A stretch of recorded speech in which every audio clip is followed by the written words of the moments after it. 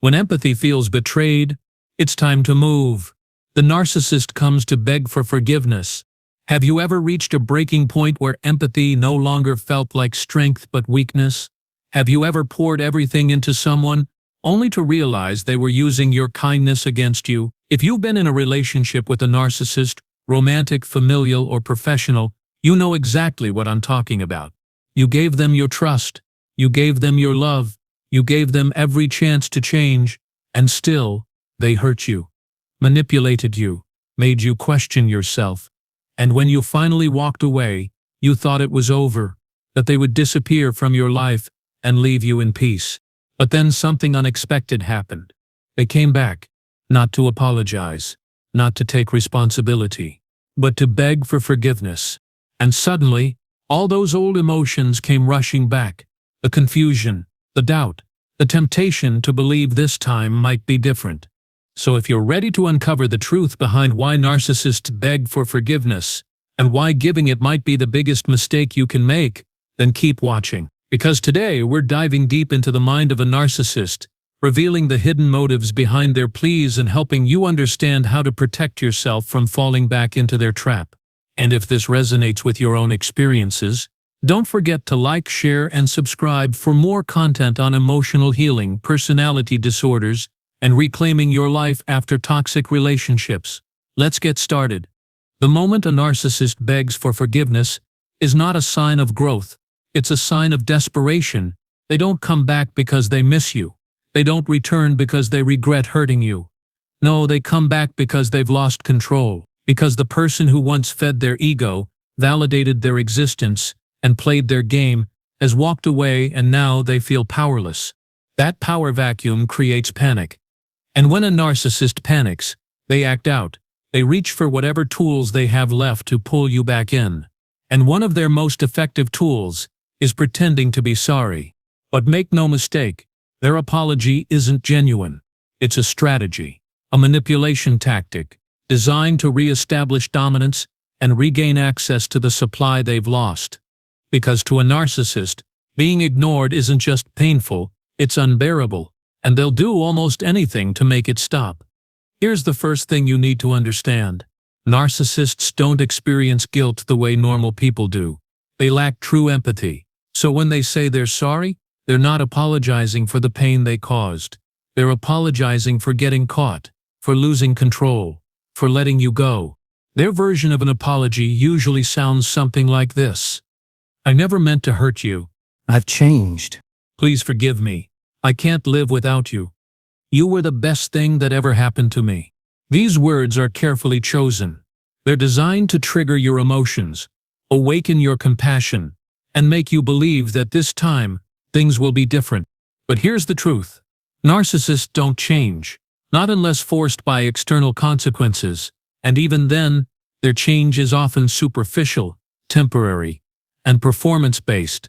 So, before you let their words sway you, ask yourself, are they truly sorry for what they did, or are they just sorry they lost me?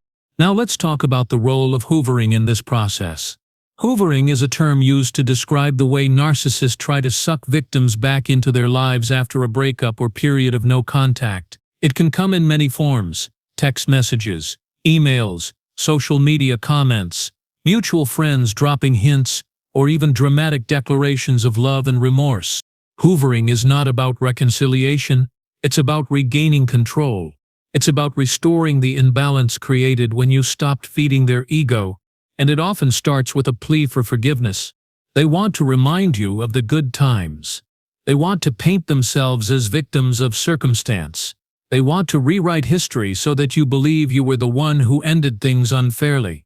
And once they've softened your heart, once they've convinced you that they've changed, they begin the slow process of pulling you back in, until you're right back where you started.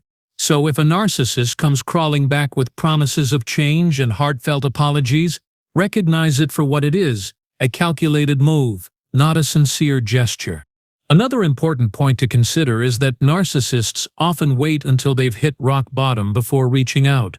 Whether it's due to financial loss, a failed relationship, or social isolation, narcissists rarely seek reconciliation unless they're desperate.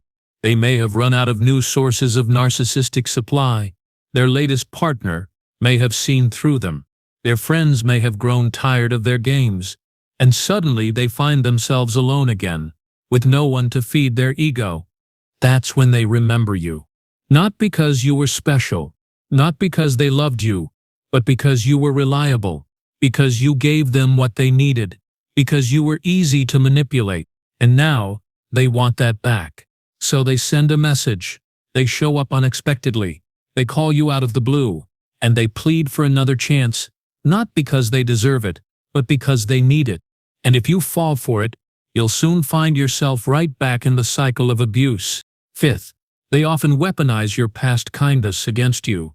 One of the most insidious tactics narcissists use during hoovering is reminding you of the times you forgave them before. Did you give them second chances? Did you overlook red flags? Did you justify their behavior because you believed they could change? They remember all of it, and they use it to convince you that this time is no different, that since you forgave them before, you should do it again. But here's the key difference. Last time, you didn't know what you know now. Last time, you still believed they could change. You still thought love could fix them. You still hoped that your empathy would heal their wounds. Now, you know better. Now, you understand that narcissism isn't a flaw, it's a pattern. And patterns don't change overnight, especially not because you showed mercy. So, if they try to use your past kindness as leverage, remind yourself that you've grown, that you're wiser, that you're stronger, and that you no longer owe them anything, not even your forgiveness. Sixth, they often use emotional blackmail to pressure you into forgiving them. Emotional blackmail is a form of manipulation where the abuser makes the victim feel responsible for their pain. A narcissist might say things like, "If you really loved me, you'd forgive me. I can't move on without your blessing. You're the reason I'm suffering." These statements are designed to make you feel guilty, to make you question whether walking away was the right decision, to make you believe that you are the cause of their pain, not their own actions. But here's the truth. You are not responsible for their happiness. You are not obligated to forgive someone who never truly apologized. And you certainly shouldn't feel guilty for choosing yourself over someone who repeatedly hurt you. Forgiveness is a gift, not a debt. And if a narcissist tries to make you feel otherwise, they're not asking for forgiveness. They're demanding control. Seventh, they often pretend to be vulnerable to gain sympathy. One of the most deceptive tactics narcissists use is feigning vulnerability. They may cry, admit past mistakes, or reveal personal struggles in an effort to appear human. But here's the catch. Narcissists don't do vulnerability genuinely. They mimic it. They perform it. Because they know that showing weakness, even fake weakness, can disarm people and make them more likely to offer comfort, support, or forgiveness. So, if a narcissist suddenly opens up about their childhood trauma, their mental health struggles, or their feelings of loneliness, don't mistake it for authenticity. It's part of the act. It's a way to lower your defenses and make you believe that they're finally being honest, that they're finally showing you their real self. But remember, narcissists are expert actors. They know which buttons to press. They know which stories to tell. And they know exactly how to make you feel like the only person who can help them. Don't fall for it. Because the moment they regain your trust, they'll discard the mask and return to the same old patterns. Eighth, they often promise therapy or self-improvement as a way to earn your forgiveness. This is one of the most common and most dangerous tactics narcissists use. They may say things like, "I've started therapy. I'm working on myself. I've read books about my behavior." And if you're someone who values personal growth, these words can sound promising, hopeful, even. But here's the reality. Narcissists rarely seek therapy voluntarily. And when they do, it's often court-mandated, financially driven, or done purely for image management. True therapy requires humility, accountability, and a willingness to change. And most narcissists lack all three. So, if a narcissist claims they're changing, don't believe their words, watch their actions. Do they take responsibility? Do they acknowledge the harm they caused? Do they actively work to rebuild trust? Or do they continue making excuses, blaming others, and expecting you to accept their word at face value? Because if there's no real change, there's no reason to forgive. Ninth, they often use children, pets, or shared responsibilities as leverage. If you had kids together, lived together, or shared financial obligations, narcissists may use those connections as bargaining chips. They may say things like, "The kids miss you. We still have to deal with the house finances, legal stuff. You know I can't handle this on my own." They know that shared responsibilities create ongoing contact, and they use that to their advantage. Instead of handling matters like adults, they drag you back into their world under the guise of necessity. They prolong conversations, they blur boundaries, they create situations where you feel obligated to respond, and slowly but surely, they pull you back in. So, if you're dealing with shared responsibilities, set strict boundaries. Communicate only when necessary. Keep interactions transactional. And don't let them use logistics as an excuse to reopen emotional doors that should remain closed. Because once you start engaging emotionally, you risk reopening wounds that haven't fully healed. 10th, they often try to isolate you from your support system before begging for forgiveness. One of the most dangerous phases of a narcissist's hoovering attempt is when they try to cut you off from the people who care about you. They may spread rumors, they may badmouth your friends, they may accuse your loved ones of turning you against them. Why? Because they know that if you have a strong support system, you're less likely to fall for their manipulation. And they know that if they can make you feel alone, you'll be more vulnerable to their influence.